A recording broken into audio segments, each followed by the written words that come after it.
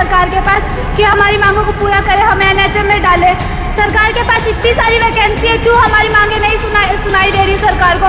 हम लोग को आज 18वां दिन हो गया बैठे हुए, लगातार हम लोग यहाँ पे बैठे हुए हैं, पढ़े लिखे बेरोजगार जिनको देके सरकार ने एकदम अचानक से बेरोजगार कर दिया है। क्यों हरियाणा में बेरोजगारी सबसे ज़्यादा बढ़ी हुई है? हम सरकार से पूछना चाहते हैं, हम लोग बस ये चाहते हैं कि सरकार जल्दी से जल्दी हमारी सुनवाई करे। सर आज कहाँ प्रोटेस्ट करने पहुँचे हैं आप? सर हम लोग सीएम हाउस में पहुँचे हुए हैं।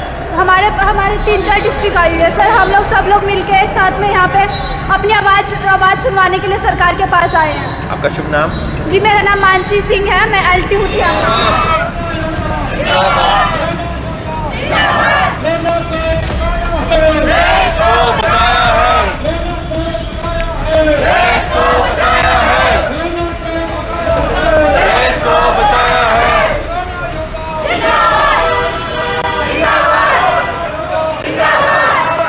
हम सबको एक साथ बिना किसी नोटिस के सरकार ने बाहर निकाल दिया और हम लोग यही मांग लेके आए हैं सरकार के पास कि हमारी मांगों को पूरा करे, हमें एनएचएम में डाले।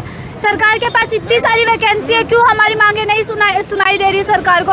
हम लोग को आज 18वां दिन हो गया बैठे हुए, लगातार हम लोग यहाँ पे बैठे हुए हैं, पढ़े लिखे बेरोजगार जिनको देके सरकार ने एकदम अचानक से बेरोजगार कर दिया है। क्यों हरियाणा में बेरोजगारी सबसे ज़्यादा बढ़ी हुई है? हम सरकार से पूछना चाहते हैं, हम लोग बस ये चाहते हैं कि सरकार जल्दी से जल्दी हमारी सुनवाई करे। सर आज कहाँ प्रोटेस्ट करने पहुँचे हैं आप? सर हम लोग सीएम हाउस में पहुँचे हुए हैं। हमारे 3-4 डिस्ट्रिक्ट आई हुई है सर। हम लोग सब लोग मिलके एक साथ में यहाँ पे अपनी आवाज़ सुनवाने के लिए सरकार के पास आए हैं। आपका शुभ नाम?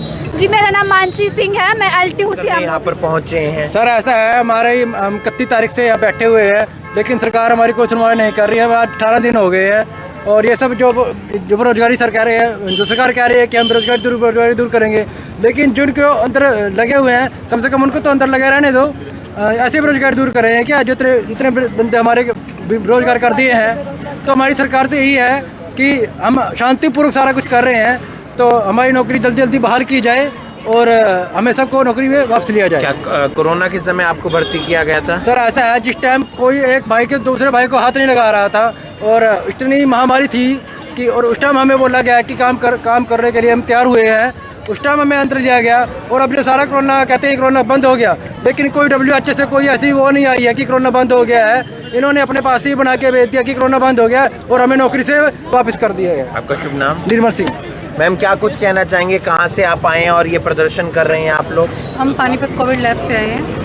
बस वही है कि जब सरकार को हमारी ज़रूरत थी, सरकार ने हमें अपॉइंट किया। यहाँ तक कि जब कहते हैं अपने घर में इतनी डेथ हो गई थी, लोग उसको भी जलाते नहीं थे, उसके लिए भी कोविड वॉरियर्स ही उसको करते थे, संस्कार करते थे, सब कुछ था। अब सरकार कहती है कोविड खत्म हो गया।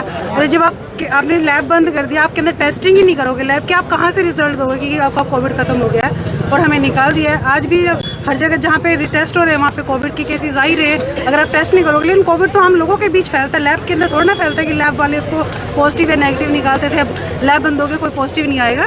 तो मेरा मानना यह है कि आप एक ऐसी महामारी है, कोई छोटी मोटी महामारी तो थी नहीं कि जिसको हो गया। सरकार के पास वैकेंसी भी है, सीट्स भी खाली, सब कुछ है, बजट भी है। सिर्फ ये कहना है कि हमारे पास बजट नहीं, हमने बजट की वजह से निकाल दिया। सब कुछ होते हुए फिर हम लोगों से कहाँ क्या हुआ है कि जिसकी बात किया जाए तो ये संख्या 3000 के आसपास आती है, जिसमें मेडिकल जो कॉलेजेस हैं उसका भी स्टाफ आता है, नर्सिंग स्टाफ भी था। उसके अलावा जो हमारे जितने भी डिस्ट्रिक्ट जो सिविल हॉस्पिटल्स थे उसमें जो मॉलिकुलर लैब बनाई गई थी उसके अंदर RA भी हैं, LT भी है, ऑपरेटर भी हैं, यहाँ तक कि जो फार्मासिस्ट हैं, नर्सिंग का स्टाफ है, जो एम्बुलेंस ड्राइवर लगे गए थे, बहुत सारे और भी स्टाफ की जो इसमें रिक्रूटमेंट हुई थी। अब सबके सब स्टाफ है, कोई ये लाखों की सैलरी लेने वाला स्टाफ तो है नहीं, लेकिन उसके बाद भी कोई 20,000 की, कोई 15,000 की नौकरी कर रहा है। उसके लिए भी सरकार अब कह रही है बाहर चले जाओ। कोविड के बाद इतना रिसेशन आया जिसके बाद नौकरियाँ कहीं नहीं है।